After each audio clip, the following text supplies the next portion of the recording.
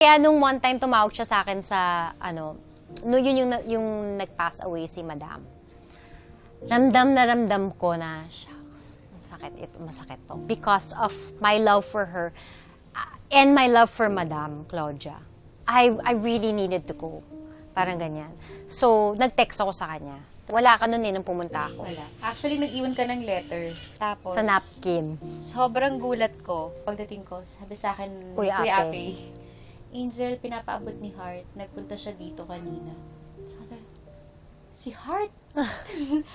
As in, grabe yung iyak ko na parang, anong oras? Ba't di niyo ako tinawagan? Naiyak ako. Ako din ako. Parang, yun yung, of course, yun yung pinakamalungkot na pwedeng mangyari para sa'yo, di ba? Of course. Parang magpaalam ka sa magulang mo na, Mm-mm. biglaan hindi ka pinrepair na Yes. hindi ko siya nakitang tumanda, hindi siya nagpaalaga, Tsaka man lang hindi siya nagkasakit. oo. So parang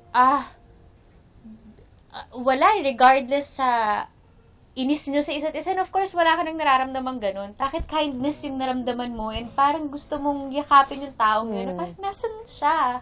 Saan siya ngayon? Saan ko siya pupuntahan?